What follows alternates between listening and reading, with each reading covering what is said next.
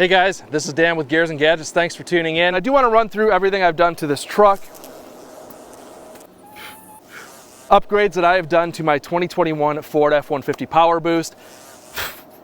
Now when I set up, damn flies. Well, I tried to record this video in a much more scenic location, but the flies and mosquitoes had other plans in mind, which is okay. I actually have a list of 45 modifications to go through on my 2021 Ford F-150. Surely if I put out a video tomorrow on any new accessory I put on the truck, somebody's gonna ask, hey, what are those? So I just decided to come in here and actually make a video about what all of it is. I will link everything in the description down below. So these are actual modifications to the truck. These are not accessories. I will do a separate video on accessories that I kind of carry in the truck with me. This is solely meant to be bolt-on, performance, suspension, those kinds of things. And I'm going to kind of cover this off-road, performance, exterior, lighting, interior, audio, and utility, and I'll chapter the video accordingly. So number one, off-road, was actually a modification made for me on-road without really my consent, which was the removal of the active air dam. These trucks do have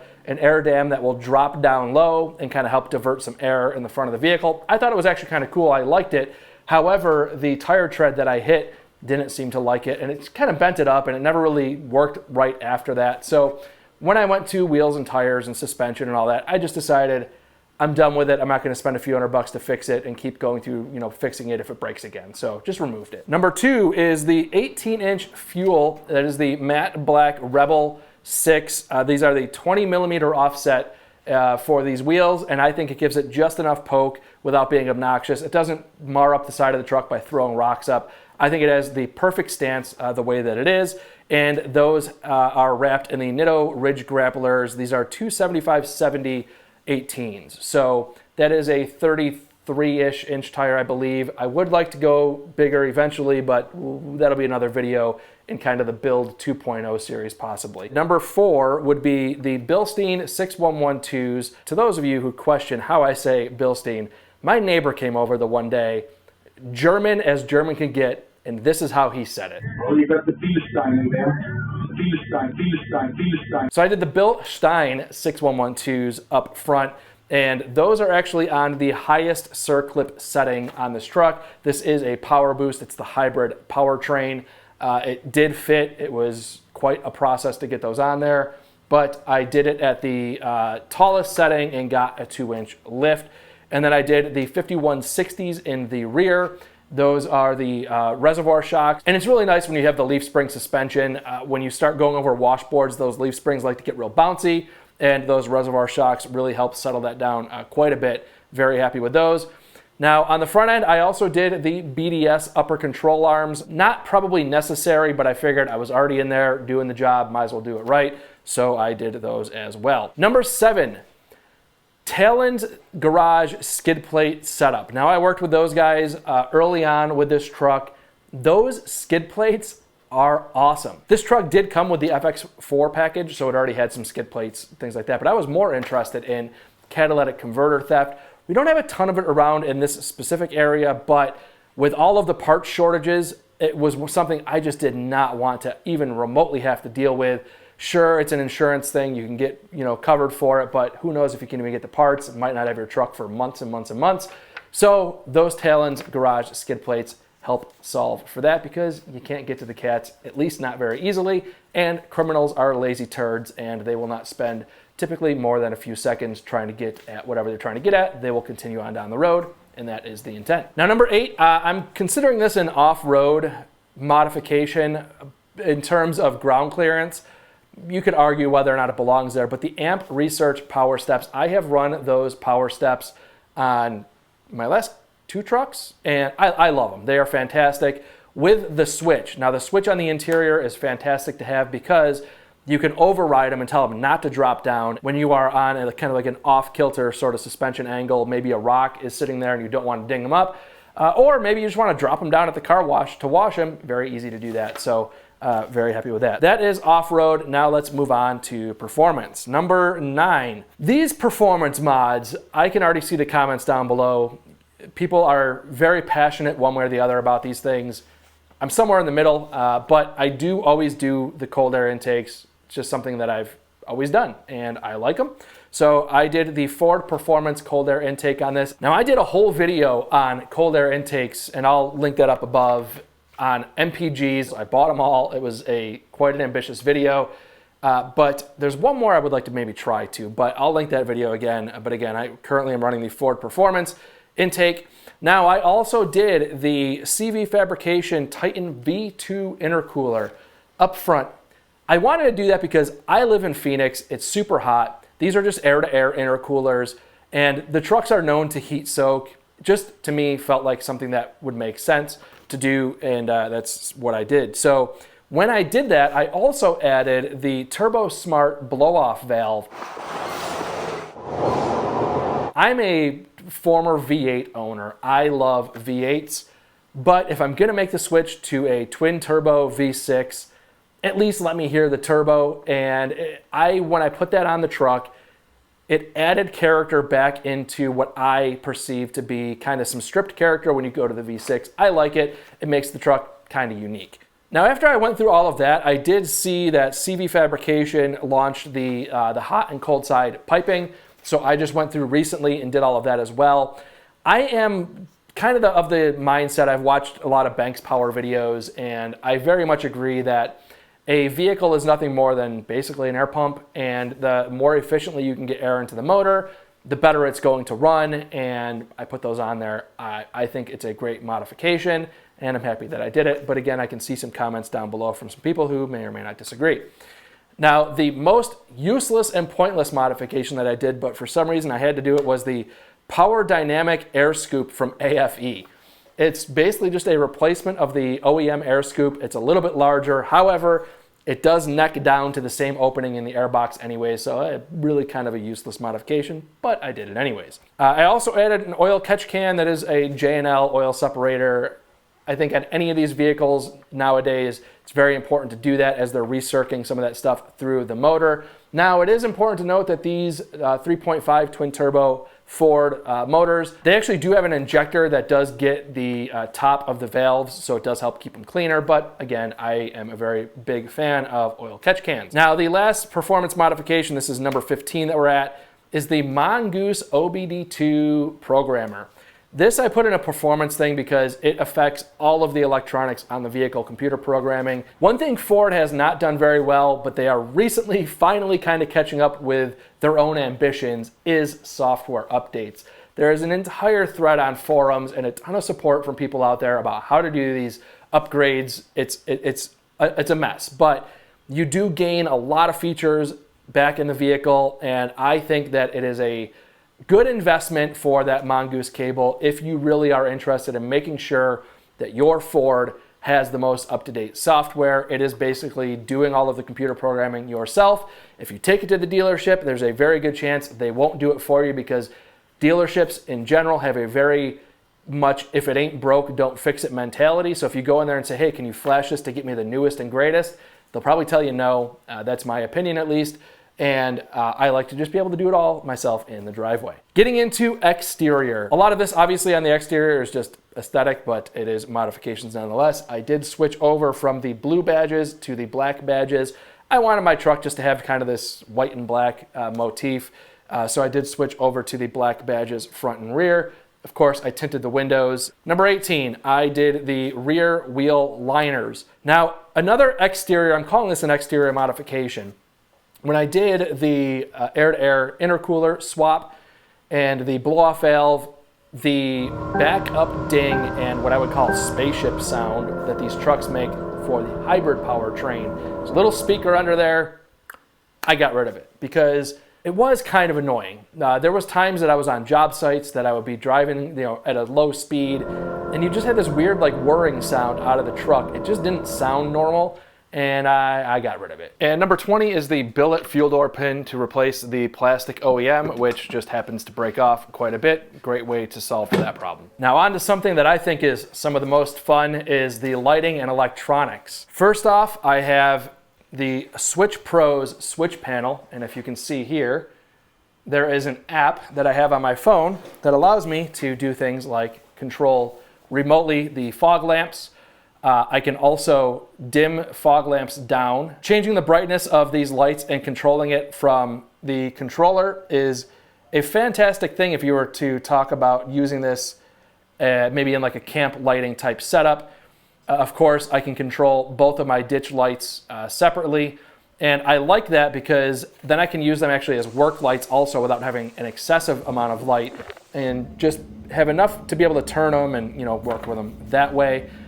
Fantastic operation, and getting it installed in there, it was my way of basically having the Raptor flip switches, which I think is limited to 6, but either way, I actually think it's a cooler setup and more functional. You can retrofit in the Raptor switches if you want. There's kits out there for it, but this actually ended up being cheaper and I think a better application for running the electronics. Now, the ditch lights, I do have the Rigid D-Series Pro ditch lights, and those Rigid ditch lights are mounted with the Z-Roads light mounts. Now coming down here, I did retrofit in some driving fog light setup. If you've ever driven through snow, these new LED headlights that come on these vehicles, they're awesome, but it is good to have some amber light down low, and I think that it just kind of gives it like a unique lighting signature without doing the Raptor lighting signature in the grille that a lot of people like to retrofit on their truck. I don't want to do that because it's not a Raptor, so I like to have my own kind of like lighting signature. And again, these are the 2-banger HXB LED pods from Morimoto, and these are SAE approved, so they are street legal fog lights, and they throw out a pretty good amount of light. I'm very happy with them. Now I also did this number 25, the XB LED taillights on the rear. I was very hesitant in terms of what I thought that was going to look like, and I almost canceled the order because it took months for those things to show up, and it gave me a lot of time to second guess whether I was going to like it or not. Very happy that I waited for them. The, again, kind of custom looking lighting signature, I think they fit the white and black look perfectly. The lighting signature out of them is awesome. They're perfectly bright, not too dim. They look very OEM, and I love things that look like they came from the factory, but are different from what everybody else has on the road. Now, naturally, of course, I also matched the X3B LED brake light. That was something I'm very happy that I did because it just kind of matches, and the lighting, again, the output from it, it's fantastic. Now, when I ordered those, of course, they did the suggestive selling of adding in the backup light booster bar. I did that, and man, it throws a ton of light when in reverse. And the cool thing is that when I talk about the next thing, which is the BCM light flasher from Z-Flash, that is what, number 28 that we're at. That light flasher, when activated, also includes now the backup booster bar, so provides a little more lighting to the rear when using the hazard light setup.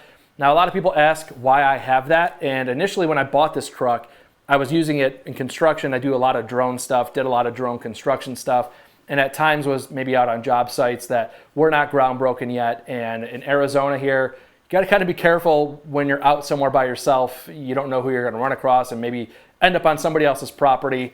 It's just nice to have those flashers. It kind of sends a signal to people that, like, maybe you belong where you're at, doing what you're doing. It just creates a little less skepticism, I suppose, in those scenarios without having to put a roof, light bar on the truck, which with these aluminum bodies is very hard to do anyways. So that is it in terms of lighting. Getting into interior. This is the first one is pretty interesting. We're at number 29. This I consider to be one of the best mods I did very early on, and it is brought to you by the Ford forums, and it is the nickel trick. These armrests, the center consoles, when you get in these trucks, I hope they fixed it since the first model year, but I doubt they have. When you open up the armrest, if your truck is even remotely parked, nose down, it just flops right down. It doesn't have very much resistance to kind of hold itself up. So you pop a couple nickels up underneath that spring, increase the tension rate on it, and it's enough to give it enough to really hold itself up there pretty good. So thank you, forums, for that.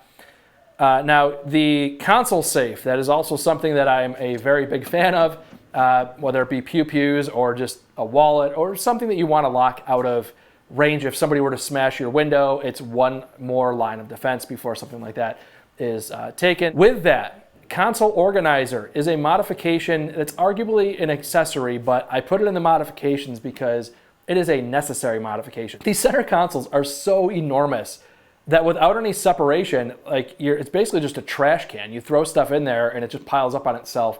good luck ever finding anything. So those organizers are very helpful, and very happy I put that in there because it helps keep everything organized.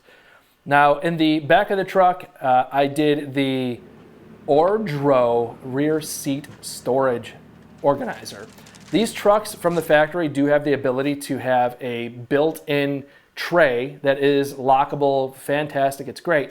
However, for me, some of these YouTube trips, it's, family gets home at 4 or 5 in the afternoon. I'm hitting the road to get as far as I can to somewhere maybe in California, and I might just choose to sleep in the back of the truck. So when I found this Ordro on Amazon, I believe it was the maximum amount of storage, and I can just unthread it, and if I want to sleep in the back of the truck, I can take that tray out, throw it in the back of the truck, and now I have the entire flat load floor with all of my belongings in the bed of the truck, and it's just an easy way to kind of move stuff in and out and maximize that space. Now, number 33, the dash mount from Built Right Industries. I use that for a couple different things. I do have a handheld radio that I'll put up there, a scanner that I'll run if I'm doing drone stuff to listen to air traffic, especially here in Phoenix. There's a lot of air traffic, and I like to just have my ears about me when I'm flying in those scenarios. So I do have a mount that I can put that scanner up there. There's a phone mount, a couple different things. But the main thing is that Built Right dash piece kind of makes that a much more useful area. Even if you don't put the attachments on there, I like the fact that it's got some slots where if I go to the airport and I park, I can just put my ticket right there. There's some slots. It works out really well. It just kind of helps increase the usability of that space. Next is the OCDplug.com screen protector kit. That one came courtesy of a sponsored video from another YouTuber. Mine is not sponsored. OCD Plug screen protector kit. Backroad Driver had it on their channel. I saw it. I think I ordered it the day I watched that video. Very happy I did it because it also adds like a matte finish to these screens. These screens are actually really reflective, and the matte really helps kind of knock down some of that reflectiveness. And it also really helps protect the screen from scratches. Now, the other thing I did modification-wise, I hate how OEM manufacturers have chrome on the inside of vehicles. It is the dumbest thing. I don't know why they do it, because when the sun catches it, even with tinted windows, it just sends that sun right up in your eyeball, and it's like blinding. So I did order some silver brushed car wrap that I just got off Amazon. It is from Vivid, I believe, and I just kind of covered some of that. I want to do it better. It's not done fantastic, but it does get rid of that problem of getting sun shot directly into your eyeballs. The last interior modification, number 36, was the Built Right rear seat latch. On the driver's side, these vehicles do not have an easy way to drop down that rear back seat. And with that latch, it gives you access to that whole area. It's not huge, but I do find with the sunshades, which I'll cover in my accessory videos, that when you don't use them, especially in the cooler months here, I can just get them back, behind that seat, out of sight, out of mind, and not have to wrestle with them. Now getting into audio. Early on, I did switch to the stubby antenna. I hate the giant antennas that come on these trucks, and I know I hear people in the comments already that they're there so you don't hit low stuff. I know when I can and cannot clear things. I think that's an absurd thing. If you don't know, that's insane. But the stubby antenna, it's great, because the tall, just steel antenna, it just flops around in the wind. It's super annoying. It actually, you catch it out of your peripheral vision, and to me, it's very annoying. Now, I did do, and this is a little bit controversial to me, I was not a fan of the limited volume that I had out of the OEM speakers. Now, I do have the most premium Bang & Olufsen Unleashed system. It sounded fine to me. However, I always felt like it was limited in its volume capability. With the windows down, I don't know. So I decided to try to switch to Rockford Fosgates.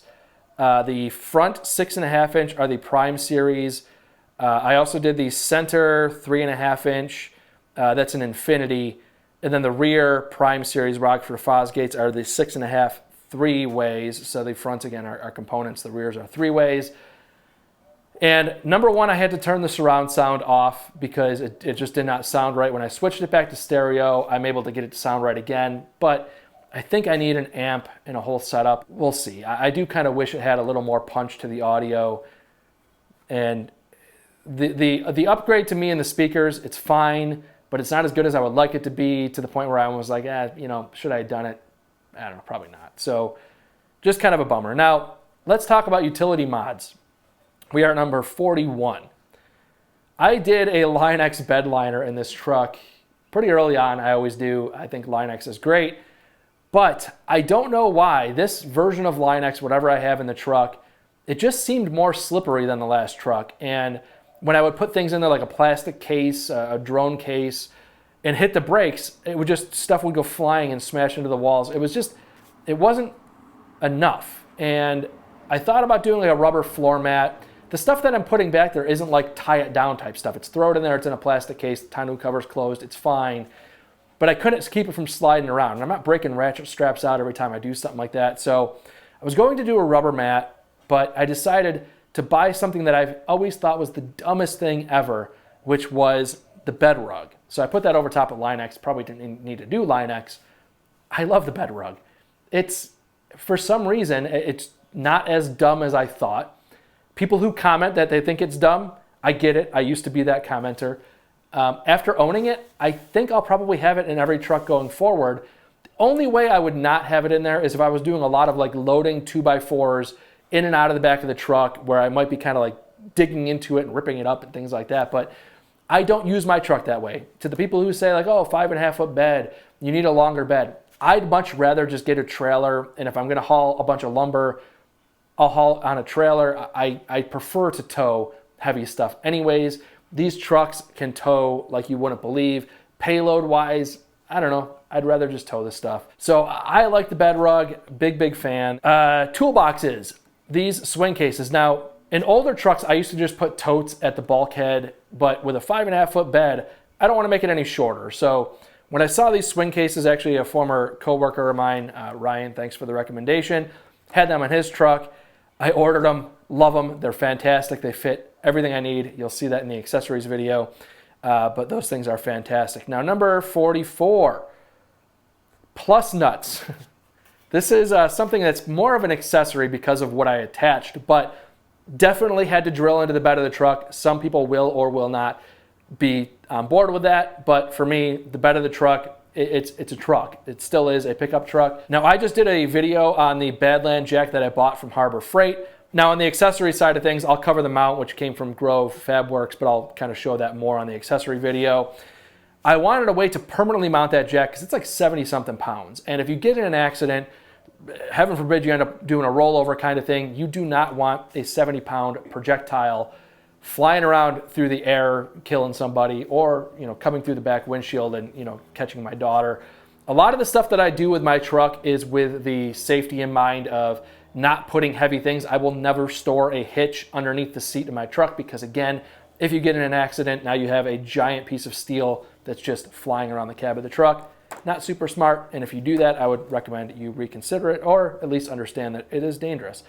So these plus nuts in the bed of the truck were put there specifically to be able to mount this jack so that it is rigidly mounted, but also still removable. So if I want to use the bed for hauling things around and it's in the way, I can remove it, throw it in the garage here, and carry on using my truck as normal. However, off-roading type stuff, I want to have that jack in there. It's going to live in there pretty much permanently unless I do need to remove it for specific use. Now, when I was doing that, I also plus nutted in the air compressor, which I will show in another video. Just nice to be able to have the compressor bolted into the bed of the truck, and if I need to remove it for space again, I can as well. So big fan of those plus nuts. Just learned about them recently and they work out really well. Now, the last and maybe controversial 45th mod, it's not controversial, but some people may view it this way, is the back X4S tonneau cover. Now, I just did a video recently with another tonneau cover. It was fine. I had no problems with it. I just preferred the back X4S, which I already had. So with that being said, this is the end of my 45 mods done to my 2021 Ford F-150 pickup truck. And very happy with the way this is currently. I built this truck specifically for my use cases as a daily for a construction project manager. I now work from home. Things have changed. And I might take this build now to like a build 2.0 of maybe less of a daily and more of adventure type vehicle. I don't know. Let me know in the comments down below what do you think I should do with the truck. But again, my needs have changed since from when I bought the truck to where I'm at currently. And with that, maybe I'll start doing some different stuff with it. But the way this is now, I think that this is the most responsibly built truck on YouTube in terms of a daily practical driving truck with a bunch of additional added utility for somebody who's maybe in the trades, similar to what I was doing, maybe getting out on job sites and needing or wanting just a little bit more functionality out of their truck, and maybe just a little bit of a differentiation from every other F-150 that's out on the road. And that was kind of my initial build series. And I think I really achieved it quite well. So maybe we're on to build series 2.0. We'll see how that goes. So again, thank you guys very much for tuning in. This video was quite lengthy, a lot to cover, but I wanted to make sure I kind of put it out there. Soup to nuts on everything I've done to this truck to this point forward on modifications. So with that being said, guys, thank you very much for tuning in. If this is your first time tuning in, please hit that subscribe button down below. Remember, likes go a long way to help support the channel. I'll see you guys next time, maybe on the accessories video.